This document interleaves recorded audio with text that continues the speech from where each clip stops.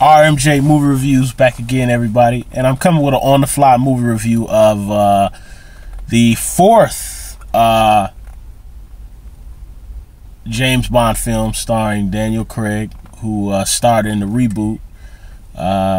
Geez, how many years ago is that? Oh my God, how many years ago is that now? Is that 9 years ago now? I guess that's 9 years ago now. Well, he starred in the reboot, Casino Royale. New grittier James Bond. You know, I was actually working at a movie theater in Dayton when Casino Royale came out, and I enjoyed Casino Royale. Good flick. Quantum of Solace, really not so much. I mean, I know I saw one guy on YouTube like yesterday who was saying he loves Quantum of Solace, and I've come across a couple people who love Quantum of Solace. I'm not one of them. I do like the car chase in the beginning of the movie, and I like some of the action, and I like some of the cinematography, and I do like that Quantum of Solace is really gritty. You know, it's grittier than Casino Royale. But overall, you know, there's a lot of problems with the story. I had trouble following it. There's a lot of shaky cam, very quickly cut action in that film. So, you know, Quantum of Solace is not that satisfying. Skyfall was good. I really liked Skyfall. In my opinion, I didn't think Skyfall was better than Casino Royale, but I thought Skyfall was pretty close behind Casino Royale. It was a really good movie. And what's his name from No Country for Old Men? I forget his name. George something. Creepy villain, man. The guy's a fantastic actor. Spectre, whatever, Spectre. I don't know if you guys can tell with my energy level. Sun's getting kind of bright here too. See if I can do something about that. Oh God. But either way, Spectre was just okay. I thought it was alright. I wasn't particularly very satisfied by the movie. I thought, I thought the intro action sequence was kind of, I didn't really feel that it was, I don't know, I didn't feel it was very involving, and I didn't feel it was big enough, but I did like the cap off to the scene where it's supposed to be the Day of the Dead or whatever, and James Bond has got on the skeleton mask, and the chick is laying on the bed. She's ready to get it in, and I just love how he takes off his mask. They turn around the camera. You thinking he taking all his clothes off. When you turn around, he already got his suit on, and she's like, "What are you doing?" And he's like, "I'll be back in a minute." And he just walked out, and I'm like, this dude is badass, man.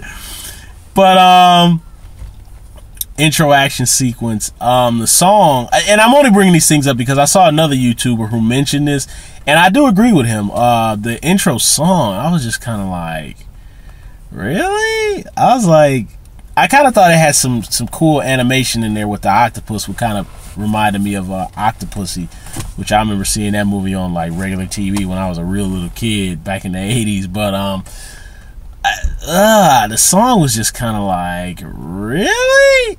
Like, did y'all just like record that like right before you shot right before you put it in the movie? But whatever.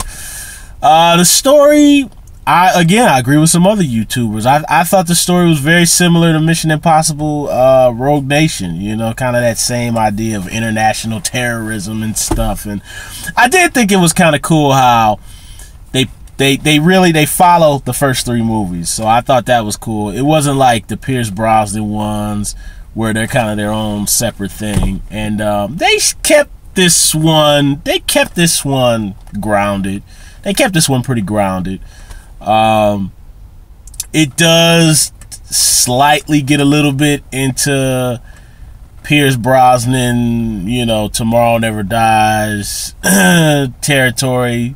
The world is not enough. It doesn't get as bad as Die Another Day with the gadgets, but it borderline kind of touches Tomorrow Never Dies a little bit, which I actually really like. Tomorrow Never Dies. I really like that, or whatever the movie is called. I like that Pierce Brosnan one. But you know, I just thought Spectre was okay, and to be perfectly honest, the first half of the movie I thought was just boring. I was just bored. To me, in my opinion, I felt Daniel Craig I kind of felt his energy level was down. That was how I felt by watching it. I'm not saying it's true. It's just my feeling as a viewer, in my opinion. I'm not saying what I say is right, but I kind of felt Daniel Craig's energy level was kind of not quite there. But, you know, Daniel Craig can still, you know, I love when he kind of has that very dry, kind of sarcastic kind of sense of humor, and he does it real smooth. So Daniel Craig, he can still do that like badass. I wish there would have been more of those in here, but he doesn't have a lot of moments like that. But and what's her name, the beautiful actress from that movie Irreversible, where she gets raped, Monica Bellucci, Bellucci, I think is, I don't know how you pronounce her name, I think it's Bellucci. But I don't care if that woman is in her early 50s, that woman is stunning. She's stunning. She's got long, and you know, I can kind of tell, you know, between, you know, Matrix and Tears of the Sun, I could, you know, you can tell she's getting up there in age. But look, as a young man in his 30s, I don't care. I would take her. I'd do it. I'd seal the deal. But she turns up for one scene. I wish she could have been in more of the movie, but there's a really cool scene between her and James Bond where James Bond is trying to get information. I love how he is still very true to the character, where he uses kind of sexual advances to get information out of people, you know. And I love how he's kind of got her up against the glass, and they're kind of like mouth to mouth, but they're not kissing. That was a cool little scene. And I really, to be honest, I wish, even though Monica Bellucci, you know, the studio system would never do it because she's an older woman, but I kind of wish she would have been the female lead instead of the little, because this actress who's in this, I think she's way too young for Daniel Craig. I mean, I mean, you know, I understand they always put like the 28-year-old chick with the 45-year-old guy, but I just think she's too young for Daniel Craig. I don't know, but I mean, their chemistry was okay, and I liked her. She was okay. I just kind of felt the movie was just really, it just had I didn't think the action was as good as it could have been. The action wasn't exciting enough.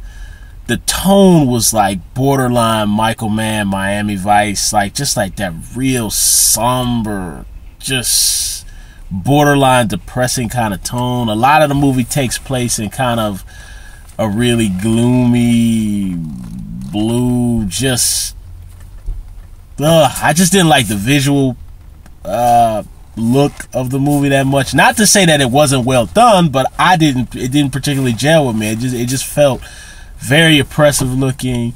Now I will say, once it got to the second act and the third act, once Christopher Waltz came in center stage and started doing the Mr. Bond kind of villain thing, it picked up.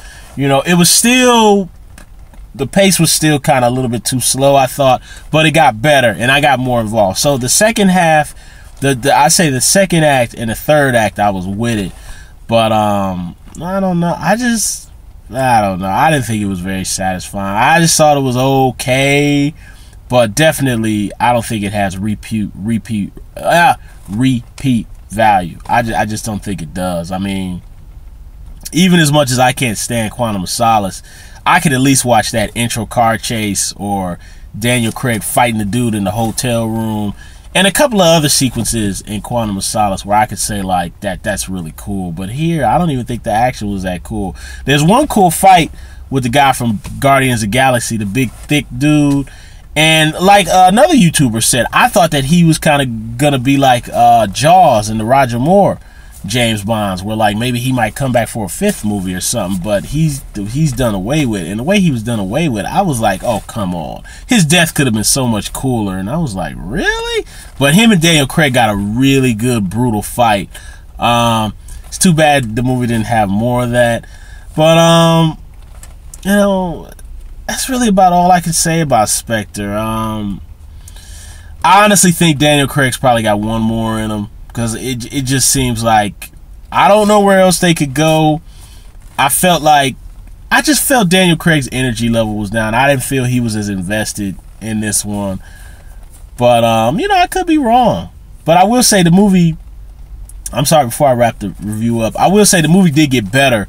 Like when they got to the scenes when they actually, I think they were like in I can't remember where. I don't know where they went to Mexico or someplace. But the cinematography changed. Like it was. They were like in the desert, and the colors were warm, and it got brighter.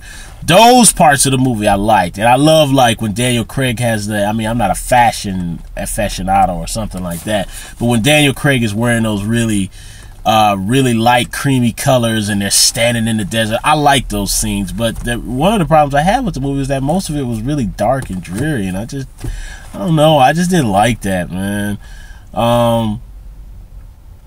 I kind of do like, and as far as the musical themes go, aside from the J, there's a really nice musical theme between James Bond and the lead girl in this movie. Like it kind of signifies their romance or their love. But I really like that musical theme. I thought that really it really was very tender and had passion in it. I love that part of the movie. But overall, Spectre is just all right.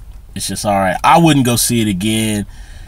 I don't even think honestly say I could watch it on DVD. Maybe I might watch it for the fist fight between Daniel Craig and the big dude from Guardians, and maybe listen to the musical cue between James Bond and the chick, and maybe some of the cinematography. But you know, Monica Bellucci, I watch it for that. But I just don't think I could recommend this. I just can't. So looks like I hope, because Daniel Craig will probably squeeze out the last one, and then they'll probably try to get another guy. So I'm hoping the last one will end with a bang, and we'll only get 2 mediocre Daniel Craig ones. But so far, it looks like 2 good ones, two good ones, 1 bad one, and 1 alright one. So that's my review of the latest Daniel Craig James Bond movie, Spectre.